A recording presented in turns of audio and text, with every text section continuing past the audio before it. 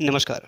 आपने देखा होगा कि बच्चों को पढ़ाने के लिए सरकार द्वारा या प्राइवेट सेक्टर द्वारा जो एक आलय बनाया जाता है, पढ़ने वाला घर, उसको हम विद्यालय बोलते हैं।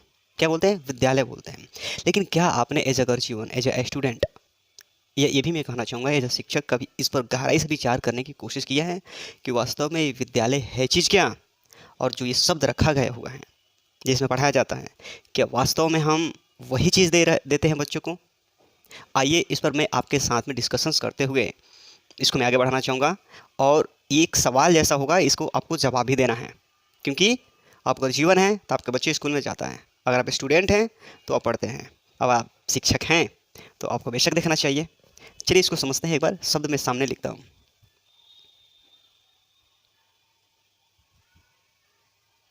शब्द यही है ना? एकदम सेम टू सेम यही है। इसको थोड़ा समझने की कोशिश करते हैं। ये शब्दों को सिर्फ खंडित ही नहीं करूँगा, इस शब्दों के अर्थों तक पहुँचेंगे।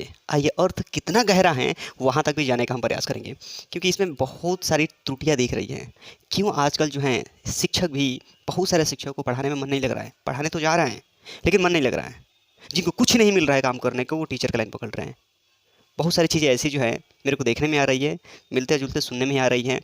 हुँ? जो अभी-अभी जो है ना 5 साल 6 साल पहले शादी किए हैं, जिनके बाल बच्चे हो चुके हैं, वो लोग भी जो है ये सारी चीज़ें देख रहे हैं ना, तो उनसे भी डिस्कशंस करते हुए जो दोस्ती जैसे हैं, वही सारी सी चीज़ें बातें बता रहे हैं कि कहीं क्वालिटी पढ़ाई कुछ हो नहीं रहा है। क्या बात है? क्या राज है? ऐसा क्यों हो रहा है? आइए, इसको करते हैं विचार। इसमें 2 शब्द आपको दिखाई देता होगा कि यहाँ इसको खंडित करते हैं। आपने देखा होगा, थोड़ा व्याकरण की दृष्टि से भी चलते हैं। इसमें आ प्लस आ बराबर क्या होता है? आ। तो इसमें 2 शब्द यहाँ निकल कर आते हैं, विद्या और यहाँ पे आलय। और आलय का मतलब होता है घर। और चूंकि जिसमें पढ़ाया जाएगा उसको हम मंदिर ही बोलते हैं, है ना? शिक्षा जिसमें दी जा रही है, पढ़ाना, पठन पाठन कराया जा रहा है। बात समझ में आ रही है ना सर आपको? तो अब यहाँ पर देखिए कि सबसे पहले विद्या का ये घर है। क्या है? ये विद्या का घर है। सवाल यहाँ पर अब ये उठता है मेरे तरफ से आपके लिए, ये विद्या है क्या? विद्या क्या है? ये सवाल है। क्या हम वास्तव में बच्चों को जो देते हैं, सिखाते हैं, वो विद्या हम देते हैं? आप कहेंगे और नहीं तो क्या? मैं शिक्षा विद्या नहीं देते हैं तो क्या देते हैं? विद्या ही तो देते हैं। रुकिए ज़रा, ठहरिए। विद्या है क्या? जानने वालों ने क्या कहा है विद्या के बारे में? विद्या विनयम ददाति। विद्या विनयम ददाति। विद्या विनय देता है, ऐसा कहा है ना? तो यहाँ पर दो चीज़ों में कंपेरिजन कराना चाहूँगा आपको। कि आपने एक विद्या कहा होगा, सुना होगा, और एक आपने शिक्षा सुना होगा। तो मैं आपसे पूछना चाहता हूँ कि क्या ये दोनों एक ही हैं या अलग अलग हैं? आपका जवाब का इंतजार। एक हैं या अलग अलग हैं? आप इसका जवाब खुद अपने आप से दीजिए, या जिनके साथ में देख रहे हैं उनसे भी आप पूछताछ करके बता सकते हैं, उनको भी जवाब दे सकते हैं। ठीक है? तो आशा करता हूँ आपने समझ लिया होगा।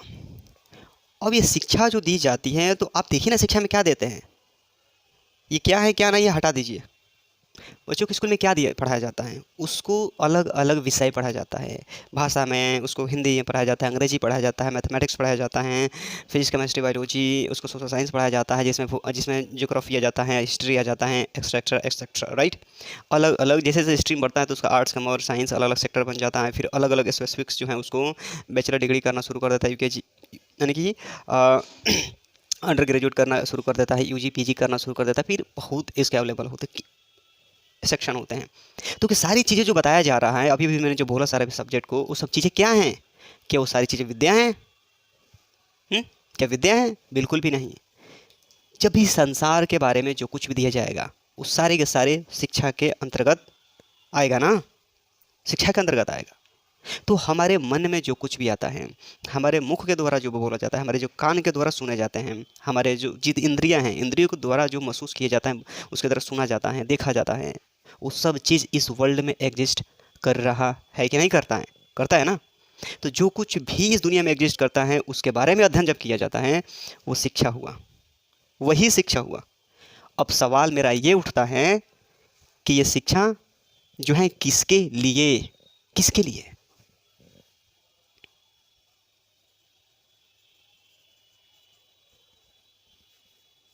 अब जिसके लिए दिया जा रहा है, जिसके लिए दिया जा रहा है, क्या बच्चों को उससे अवगत कराया जाता है? मैं आपसे पूछ रहा हूँ एज अ घर जीवन, क्या बच्चों को उससे अवगत कराया जाता है? आप ही है ना पहला बच्चों का परवरिश करने वाले शिक्षक, माता पिता।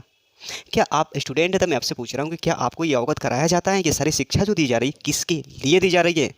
हल्के में मत लीजिएगा इस प्रश्न को, वेदांत का मूल प्रश्न है, किसके लिए? आज शिक्षक है तो मैं आपसे सर पूछ रहा हूँ कि क्या आप बच्चों को ये बताते हैं कि ये शिक्षा जितनी भी दी जा रही है पर किसके लिए दी जा रही है? जिसके लिए दी जा रही है क्या उसको आप बताते हैं कि ये जो हैं किसके लिए हैं? आशा करता हूँ कि आपने इसके ऊपर कुछ ना कुछ बोला ही होगा, मुझे आशा है। तो संसार के बारे में जो आप देंगे उसको बोलेंगे हम शिक्षा। तो फिर प्रश्न उठेगा ये विद्या क्या है जी? अब पूरा संसार ही इसमें घुस गया, तो फिर विद्या क्या है? तो विद्या है क्या? विद्या वो चीज़ है जो आपको आपका ज्ञान कराएं। विद्या वो है जो आपको आपका ज्ञान कराएं, खुद से पहचान कराएं, यानी खुद के बारे में नॉलेज, यानी सेल्फ नॉलेज इसको बोल सकते हैं। तो यानी कि सेल्फ नॉलेज। तो विद्या क्या है?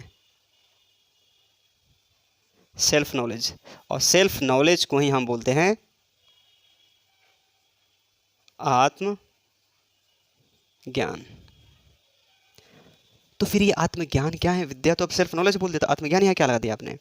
अरे आत्मज्ञान का मतलब ही होता है खुद के बारे में ज्ञान, कि मैं कौन हूँ, मैं कौन हूँ, मेरा इस प्रकृति के साथ में क्या संबंध है, आखिर वास्तव में मैं हूँ कौन, और इस मेरी प्रकृति के साथ में क्या संबंध है, और मेरा क्या उद्देश्य है, और मेरे मन में जो विचार आते हैं, मेरी जो दिनचर्या जो जाती है बीतती हैं, किस तरह के मेरे अंदर थॉट्स आते हैं, है ना, मैं क्या कर रहा हूँ, क्यों कर रहा हूँ, ये अपने आप को देखना, पूरी तरीके से अपने आप को देखना, दृष्टा बन जाना अपना ही, एक अलग सेंटर बना करके। तो जो व्यक्ति अपने बारे में ज्ञान होता है, जिसको अपने बारे में ज्ञान होता है, उसको हम आत्मज्ञानी बोलते हैं।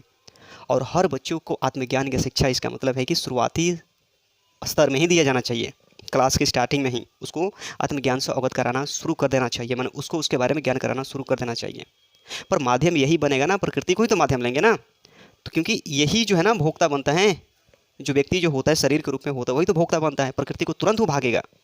पर उसको उसकी ओर जब हम दिखलाएंगे, उसकी ओर लेकर आएंगे, वो अपने बारे में जानना शुरू कर देगा, अपने वृत्तियों को देखना शुरू कर देगा, अपने विचारों को करना शुरू कर देगा, अपने बिहेवियर को देखना शुरू कर देगा, और उसको अवलोकन करना शुरू कर देगा। तो ये आत्मज्ञान की उसने सीढ़ियाँ चढ़ना शुरू कर दिया है।